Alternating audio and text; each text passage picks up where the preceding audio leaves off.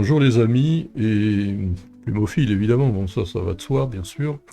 Alors de quoi allons-nous parler aujourd'hui? Eh bien c'est notre étude numéro 15, qui en fait est le début d'une série de 6. Alors 2 pour l'éolien, c'est-à-dire l'électro-éolien, une pour le photovoltaïque, 2 pour les autres énergies renouvelables, c'est-à-dire la géothermie, le bois, les gaz de fermentation, etc. Et puis une sixième que j'ai rajoutée dernièrement, qui va concerner les conséquences de ces énergies renouvelables, c'est-à-dire essentiellement de l'éolien et du photovoltaïque, sur le programme électronucléaire français, c'est-à-dire les centrales nucléaires actuelles. Alors, il y a deux volets, voire trois. Un volet technique qui concerne le réseau, le réseau haute tension, très haute tension, c'est-à-dire la répartition enfin, des flux énergétiques. Ensuite, l'impact technique sur les centrales elles-mêmes, centrales nucléaires. Et le troisième volet qui est évidemment économique. Ah, oui, ça se termine en général, ça se termine comme ça. Alors aujourd'hui, je vous propose de parler essentiellement du volet économique pour cette seconde partie qui est notre étude numéro 15. L'éolien en mer.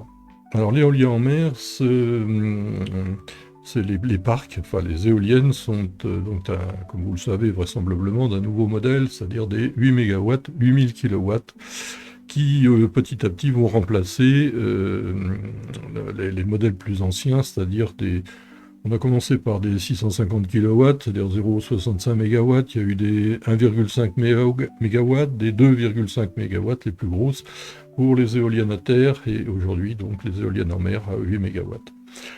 Alors tout ça évidemment nous amène à une consommation de matière extrêmement importante. Bon, on l'a vu dans la première partie, les terrassements entre autres, quand même assez fabuleux, alors surtout en mer, j'ai eu un petit peu de mal à imaginer, mais enfin bon, les bétons armés bien sûr, les aciers qui vont avec, les matériaux composites, il faut s'imaginer un peu la taille des pales, les peintures, alors on est dans le milieu marin, c'est-à-dire un milieu corrosif quand même, hein, le sel marin avec les aciers, ça fait pas spécialement bon ménage. Bon, tout ça pour 8 MW par machine. Alors 8000 kW, 8 MW, 8000 kW, c'est pas négligeable, mais enfin c'est quand même pas extraordinaire, hein, bien sûr. Quelles sont l'influence sur les zones de pêche, sur la faune, bien sûr, les conséquences en cas d'incident, je pense en particulier à l'huile qui se trouve dans les multiplicateurs de vitesse. Alors, il y a déjà eu quelques incidents à terre, en mer, j'ai pas la réponse, hein. Je pense que c'est pas de l'huile alimentaire, enfin je ne pense pas.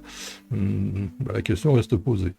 Alors les redevances également en zone, alors ça concerne la finance, nous sommes dans la zone des 12 000, c'était dans la zone, je dirais, terrestre de la France, bon, etc.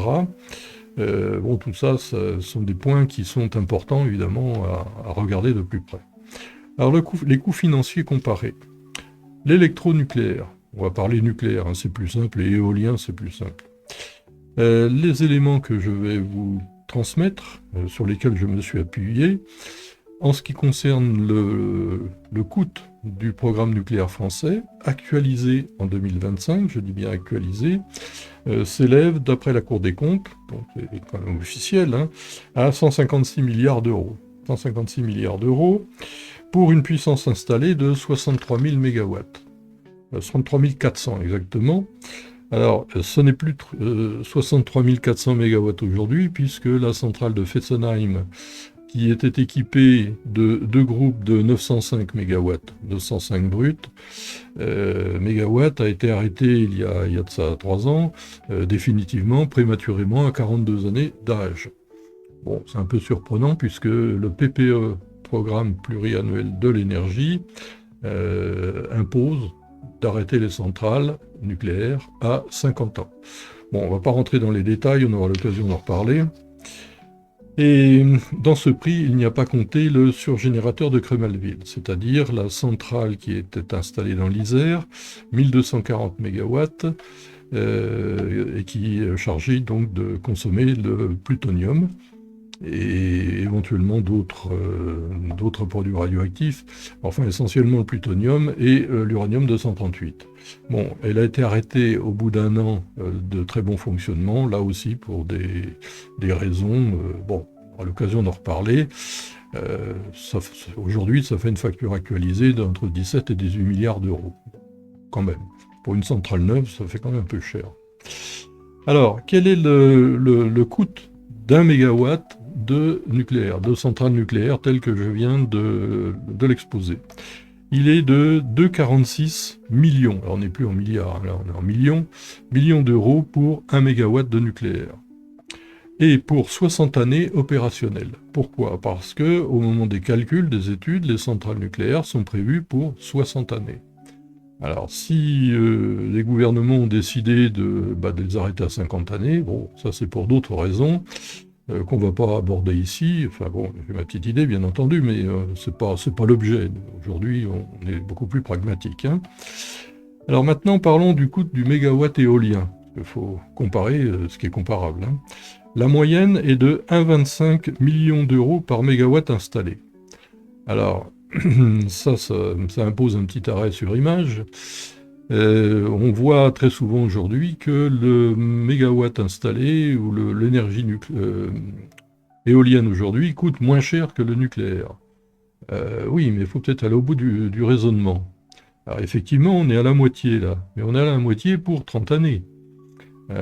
Alors j'ai considéré les éoliennes sur une durée de vie de 30 années. Elle l'était de 25 années, d'après ce qu'on a pu lire, il y a quelques années. C'est 25 années en Allemagne. Bon, moi je pense que ça doit pouvoir tenir une trentaine d'années. Bon, puis ça simplifie les calculs. Donc si on veut comparer avec le nucléaire, eh ben, il faut multiplier par 2. Donc on arrive à ce moment-là à 2,50 millions d'euros par mégawatt, pour 2,46 avec le nucléaire. Bon, on peut dire qu'on est à peu près similaire, on est dans la fourchette d'erreur, là, hein. C'est à peu près ça. Donc, maintenant, faut comparer en termes de production. Alors, nous sommes toujours en 2025, hein. Énergie électronucléaire. 70% de la production annuelle. Alors, quand je dis 70, ça varie entre 68 et 69, j'ai arrondi à 68, 10, tout ça pour faciliter les calculs. Coût du mégawatt installé, on l'a vu, 2,46 millions d'euros. Production cette fois. Par mégawatt installé, 5760 mégawattheures. C'est-à-dire multiplié par 8760 heures, au bout d'une année, eh bien, on sort à 5760 mégawattheures. Alors, je ne donne pas tous les calculs qui sont derrière ça, parce que sinon c'est fastidieux. Ce ne sont pas des calculs compliqués, c'est pas besoin d'avoir fait des études supérieures pour ça, hein. Donc, par mégawatt installé pour le nucléaire, 5760 mégawattheures. Énergie éolienne. Le coût moyen d'un mégawatt installé, on a vu 1,25 mégawatt. Production d'un mégawatt installé, cette fois installé, d'éolien, 1720 mégawattheures. Alors ce qui veut dire qu'on a une production éolienne qui est 3,35 fois inférieure à celle d'un mégawatt nucléaire. Donc une production d'un mégawatt éolien 3,35 fois inférieure à celle d'un seul mégawatt nucléaire. Alors évidemment, il faut ramener ça à 60 années, si on veut comparer ce qui est comparable, pas une petite voiture avec une plus grosse, bien sûr. 6,70 fois moins que le nucléaire. 6,70 fois moins que le nucléaire pour l'éolien. Alors maintenant, comparons les capacités de l'électroéolien avec celles du nucléaire. La puissance nucléaire installée, actuelle, est de 61 400 MW, on l'a vu puisque j'ai enlevé Fessenheim, définitivement arrêté. 365 TWh. Alors, nouveau petit arrêt sur image. Entre les TWh, les gigawattheures, les mégawattheures, les kilowattheures et puis les wattheures. Bon, alors on va rester en TWh là parce qu'on va parler que de TWh, hein. Bon, voilà. Alors, pour nos 61 400 MW, 365 TWh en 2025, ça c'est extrait des statistiques, toujours pareil, EDF, RTE, Réseau de transport d'électricité, CNR, Compagnie nationale du Rhône, quand on veut parler de l'hydraulique, ou gouvernement, ou INSEE. Pas de sites, pas extraits de sites qui sont souvent des copies d'une autre copie. On voit des choses assez stupéfiantes. Puissance éolienne actuelle, 25 600 MW. On l'a vu dans la première partie consacrée à l'éolien, ce qui nous donne 44 TWh. Donc l'éolien nous fournit en 2025 44 TWh pour 365 TWh pour le nucléaire. Ce qui veut dire que l'éolien représente 42% de la puissance nucléaire installée en France. 42%. Presque la moitié. Enfin, pas tout à fait, mais enfin, c'est quand même extrêmement conséquent. Ce qui fait 12% seulement de la production du nucléaire. Bon, ben, c'est normal, il y a notre fameux coefficient de charge, notre fameux K, 4,19, entre 2014 et 2024. Bon, j'ai pas fait 2025, enfin, ça ne doit pas changer énormément. Alors maintenant, par rapport à la production française, 536,6 MWh, 537, pardon, pas mégawattheure, térawattheure, 537 TWh. L'éolien a représenté 9% de cette production. 9%, avec quand même une puissance de 25 600 MW, hein, quand même, installée déjà. Alors, avec une durée de vie de 25 à 30 années, j'ai pas multiplié par 2, là, hein, j'ai été gentil. Ça nécessite 42% donc de la puissance du nucléaire, pour 9600 éoliennes installées, et une très importante, évidemment, consommation de matières, y compris matières chimiques, c'est du pétrole à la base, hein, on l'a vu dans la première partie, et importante perte de matière dès l'instant où, arrivé à bout de vie, eh bien, les pales, on ne va pas les récupérer, les massifs en béton, on ne sait pas, les mâts en métal, on ne sait pas non plus, et puis toute la partie générateur électrique et compagnie, j'ai pas de réponse, hein, donc je ne veux pas m'aventurer, mais enfin c'est quand même assez monumental. Alors maintenant, quelle est la rentabilité financière générale? Parce que là encore, c'est le bout de l'entonnoir, cette affaire-là. Alors, énergie éolienne sont essentiellement des entreprises privées. Oui. L'énergie largement financée par le contribuable. Ben oui, à travers ses factures d'électricité, qu'il soit le particulier ou un artisan ou une entreprise. Il y a une taxe qui est importante concernant les énergies renouvelables, pour le développement des énergies renouvelables, et les quelques sociétés privées font également l'objet de subventions d'État, alors remboursables ou pas, pour justement favoriser les énergies renouvelables. Ne pas confondre, bien entendu, la puissance installée et l'énergie. Alors, on revient encore là-dessus, on l'a vu en première partie. En général, on annonce des puissances installées, alors évidemment, c'est merveilleux, mais ça, c'est pas notre problème, à vrai dire, c'est surtout ce que ça produit. Bien sûr. Si on a un générateur extrêmement puissant, enfin, je sais pas, des milliers de mégawatts ou de centaines de milliers de mégawatts installés, mais qui ne produit rien, je vois pas très bien l'intérêt. Hein. Bon. Le mégawatt ou le kilowatt, ce sont des zéros, hein, produit est environ, pour finir, 2,5 fois plus cher pour l'éolien que pour le nucléaire. Ça, désolé, bah oui. L'impact sur les biens immobiliers, on l'a vu. Les contrats d'installation, on l'a vu aussi en première partie. Il y a quand même des choses à regarder de très près. Et où se trouve, in fine, où se trouve la justification de tels investissements? Ben, quand j'étudie tout ça, je me pose quand même un peu la question.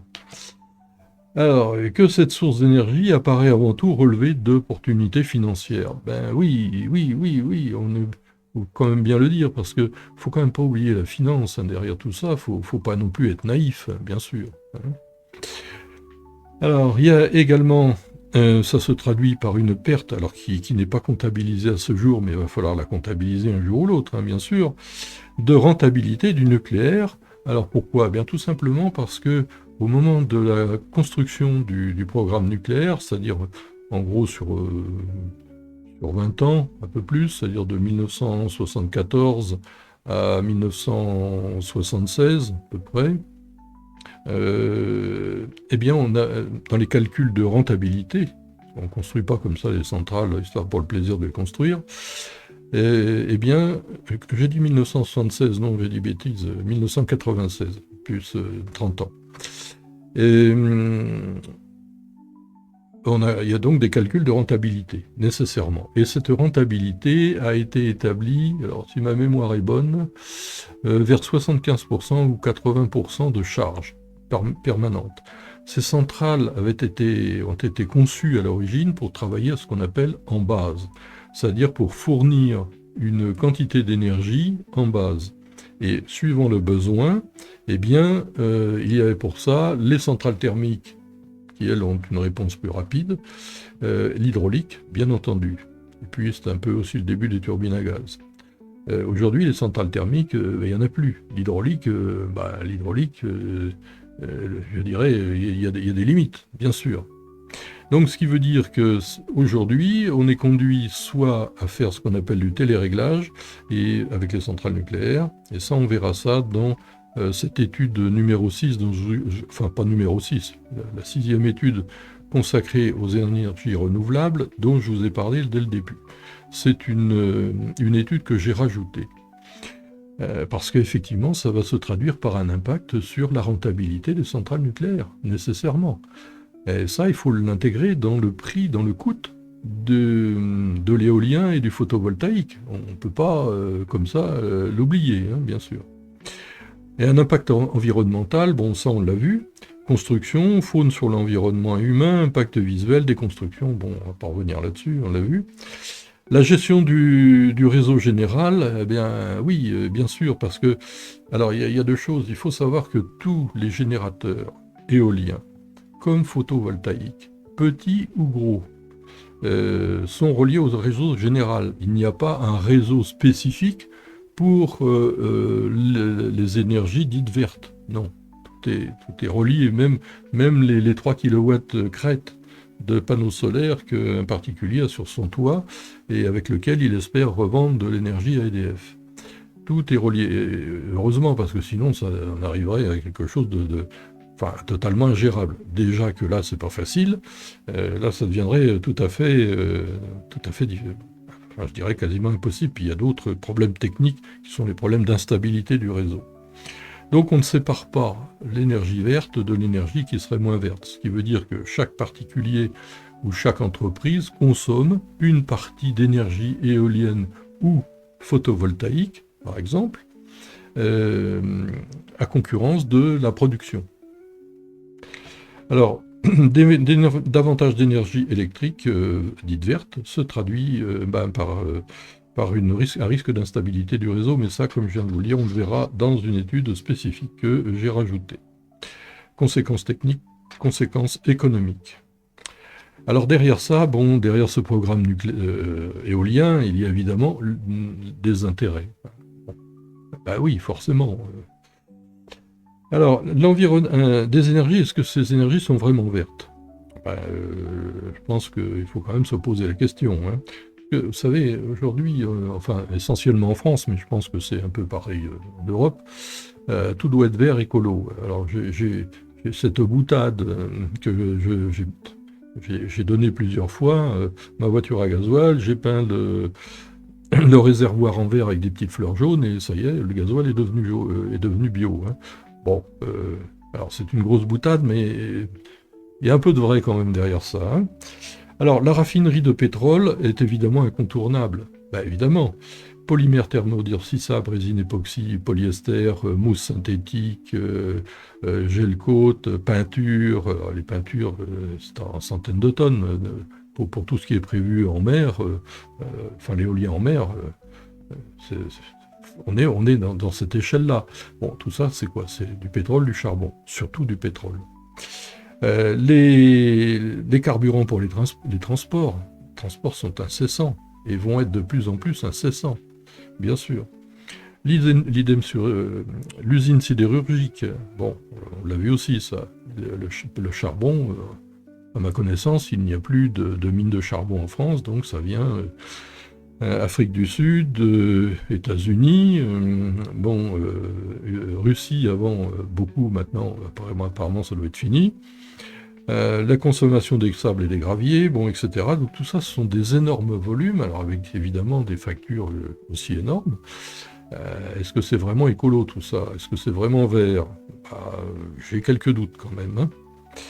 Alors, faut-il bannir l'énergie électro-éolienne? Non. Et là, je vais surprendre. Non, dès l'instant où ça reste limité. Imaginons une région de France ou d'Europe qui est très déficitaire, enfin une petite région, hein, pas à l'échelle de 3 départements, très déficitaire en énergie électrique. Si ça peut éviter d'installer une ligne à très haute tension, ce qui coûte très cher, parce qu'il n'y a pas que l'installation de la ligne, après il y a la surveillance, il y a tout ça, les indemnités de passage et autres, pourquoi pas? Pour quelques éoliennes, je pense que faut pas non plus être quand même trop obtus. Maintenant, quand il s'agit de parcs de 20, 30, 40, 50, 80 éoliennes, comme on nous parle aujourd'hui, c'est tout à fait autre chose. C'est tout à fait autre chose. Et là, on retombe dans le fondement de cette étude, bien entendu. Hein. Donc, ça doit être réservé pour moi à des usages locaux, et c'est tout. Aller mettre des 5 km d'éoliennes sur un massif, sur un relief, peut-être quand même être un peu sérieux. Hein.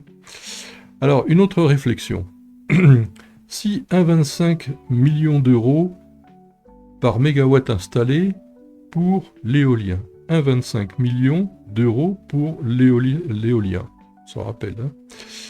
9600 éoliennes installées en France, un peu moins, mais j'arrondis à 9600. Ça nous fait 12 milliards, là on n'est plus en millions, on est en milliards. 12 milliards pour le parc en 2026, 2025. Si maintenant, 2,46 millions d'euros par mégawatt installé pour le nucléaire. Si on fait le rapport des deux, eh bien ça nous fait 4880 mégawatts de nucléaire, c'est-à-dire qu'on aurait pu, avec ce qu'on a investi dans l'éolien, investir 4880 mégawatts pour le nucléaire. Le nucléaire, c'est pas une énergie renouvelable, mais c'est une énergie décarbonée, quand même pas l'oublier. Et même, je dirais même, très décarbonée. Là, j'ai été gentil parce que quand je compare le programme éolien, quand je donne les 2,46, les 1,25 millions, c'est pour 30 ans. Je ne l'ai pas multiplié par 2, donc je suis gentil. Hein. Donc ça représente 4880 MW de nucléaire, ce qui correspond à 3 EPR de 1650 MW. 3 EPR, on aurait pu construire avec ça. Ou 3,4 unités de 1450 MW. Nous en avons plusieurs en France, et oui, le public ne le sait pas, c'est ce qu'on appelle le palier N4. On n'est jamais que 200 MW en dessous d'un EPR. Hein. Et il y en a plusieurs qui tournent et très bien en France, qui ont maintenant plus de 15 ans. Ou 4 surgénérateurs de type Cremelville, c'est-à-dire des surgénérateurs, des réacteurs à sodium, refroidis au sodium, qui permettent donc d'utiliser le plutonium et l'uranium-238. 1240 MW chacun, on aurait pu en construire 4 comme ça. À la place, qu'a-t-on fait? On a arrêté Cremelville, on n'en parle plus, on l'a vu, 17-18 milliards de coûts pour cet arrêt. Et ça nous aurait permis de ne pas perdre notre avance technologique en matière de surgénérateurs, ce que n'ont pas fait les Russes. Et avec ça, on aurait pu aussi aller à l'export. Oui, une technologie qui marche, on a un démonstrateur, et puis Cremelville, le Super Phoenix n'était pas le premier. tout à fait au départ, il y a eu Rhapsody, un petit réacteur, ça devait être 60 MW, je crois, thermique. Et puis après, on a eu Phoenix, et puis après, on a eu Super Phoenix. Donc, il y a eu une logique. Ce qui nous aurait amené donc à aller concourir sur l'export. Ce qui aurait ramené aussi, évidemment, des devises pour le pays. Enfin, ça me paraît logique. D'autant plus que la France avait une grande auréole nucléaire. C'est quand même le champion, je dirais, du nucléaire avec les Russes. Faut pas les oublier. Choix de l'éolien. Nous avons fait le choix à la place de l'éolien. Bon, ce qui veut dire des importations de matière. Ah oui, on l'a vu, charbon, pétrole, enfin, etc. Ben, faut sortir des devises, faut sortir des dollars, parce qu'en général, tout ça, ça se paye en dollars. Euro, pas tout le temps. Donc une perte d'argent. Ben oui. Un renchérissement du coût de l'énergie électrique. Voilà, ça, je n'invente rien, on voit le prix aujourd'hui. Et puis, ben, in fine, c'est-à-dire à la fin, il ressort que l'électroéolien à grande échelle n'existe que grâce aux contribuables. Je suis désolé, c'est pas moi qui l'invente, d'ailleurs je suis pas le seul, tout ça, et je suis pas le seul de l'avoir écrit, et de l'avoir déjà développé de différentes manières. Et au pétrole et au charbon, et donc à l'industrie chimique. Ben oui, voilà. Donc c'était notre étude numéro 15, c'est la deuxième partie. J'espère que bien, ça vous aura intéressé, que vous saurez faire connaître cette chaîne qui est en train de bien grandir et bien démarrer. Là, ça fait très très plaisir. Et alors évidemment, c'est tout petit, il y a 3 mois, il n'y a que 3 mois opérationnels. Hein, c'est mi-novembre, mi-février, donc ça va quand même pas très loin, mais enfin bon quand même. Et puis, bien que vous mettrez le pouce qui va bien, la petite cloche aussi pour être informé des prochaines parutions, que vous en parlez autour de vous, on l'a vu. Pour aider la chaîne, eh bien, vous avez Tipeee pour ça, bien sûr. Et puis, vous pouvez également être annonceur sur le site www.laplumedutemps, où nous sponsoriser, c'est très bien vu. Et puis, je vous rappelle que sur le site, tout est gratuit et que chaque vidéo, chaque étude a son double sous forme numérique dans le site, gratuitement, ainsi que 18 de mes livres, que vous pouvez lire à l'écran, tablette, enfin ce que vous voulez. Portable, c'est pas l'idéal. Et puis faire également un tirage papier, si vous le souhaitez, un seul, hein, pas 36 ni les revendre. Ça, c'est très très mal vu. Voilà. Eh bien, donc la semaine prochaine, nous parlerons cette fois du photovoltaïque, pour une seule étude pour le photovoltaïque, et ensuite 2 autres sur les autres énergies renouvelables, on l'a vu, et puis la dernière sur les conséquences de tout ça au niveau du programme électronucléaire français. Voilà, je vous dis à bientôt, et d'ici là, bien, je vous souhaite très bon vent.